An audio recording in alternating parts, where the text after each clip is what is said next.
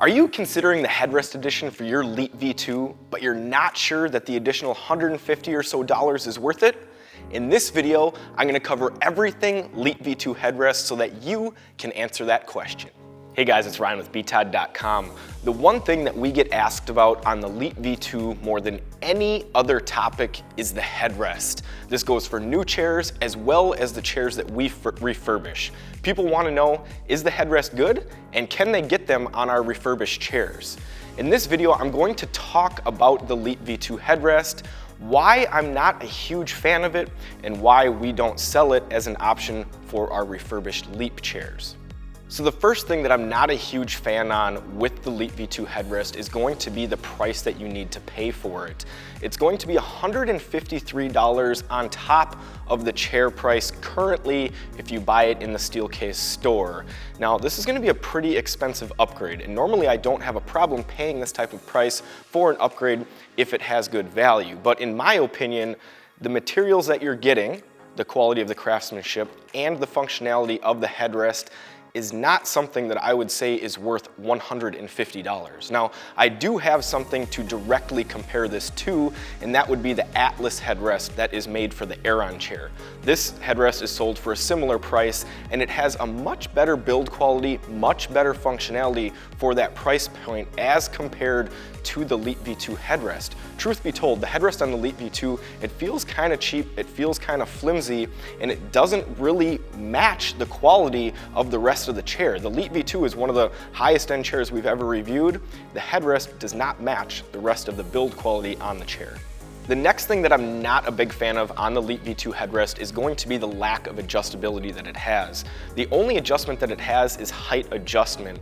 You're not going to get any pivot or tilting functions like we see on a lot of other headrests. A lot of headrests that we've reviewed have 2-3 adjustments, which really allows you to put it in the most comfortable position for you, whether you're working fully upright, reclined, or somewhere in between. The Leap V2 headrest stays where it is all the time in terms of the angle that it is at. You can only change the height, so that is going to be a big limiting factor of the headrest. One thing that I feel the headrest takes away from on the Leap V2 is the amount of movement that the backrest gives you. Now, one of the best things about the Leap V2 is that it has a very flexible backrest and seat design. This allows you to freely move throughout the day, constantly be stretching, reclining, rocking, switching to different positions, and that's very good for ergonomics when you're working for long hours.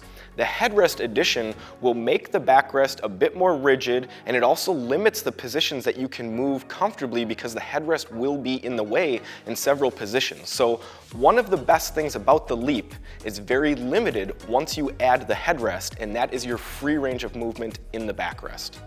And the final thing that I really do not like about the Leap V2 headrest is that it's just not that comfortable when you're using it. Now, it doesn't have a ton of padding, the lack of adjustments don't give you a ton of options there, and there are 2 pronounced screws in the headrest that you can feel by pushing pretty lightly on the padding. So as the padding starts to deteriorate and wear down, I do feel like that could pose a potential problem there.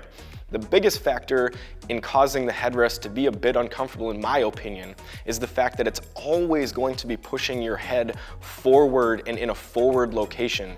Even if you're sitting straight up and you just want to put your head back slightly and relax, you can't. It is constantly pushing the back of your head forward and almost tilting it down. And I found this to be very uncomfortable when I was using it, very distracting, and I could only use the headrest for a few hours before I had to give up on it because it just simply was not comfortable. So, from an overall comfort standpoint, it's not going to be a good fit for most people.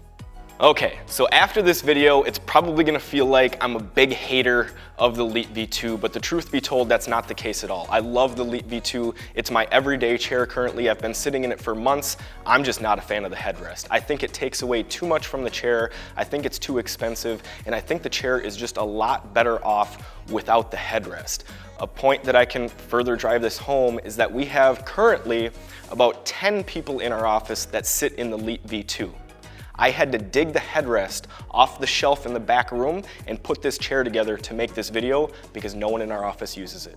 With most of these reviews, I can find good and bad and reasons for or against going with the product, but with the Leap V2 headrest, it's really difficult to find a good reason or a good fit for someone that wants this headrest. If I'm really going to think about it, I think the best use for the headrest would be those of you that love your Leap V2 and are usually in a reclined position. Because once you get to about a third or the halfway mark, the headrest is decent because it supports you and is not pushing your head forward, and it gives you a nice little relaxing position, and you're not going to be moving around like you would in an upright sitting position. So if there is one use case, I would say it would be that one, but for most people, I think it's better just to go without the headrest. And that's going to wrap up our video on whether or not the headrest on the Leap V2 is worth it. I would highly recommend checking out our social media channel. We've got a ton of giveaways along with some cool behind the scenes footage, and some of those giveaways include Leap V2s. If you've made it this far in the video, smash that like button, subscribe, ding the bell, do the things. It helps out the channel a ton, and I really appreciate you watching.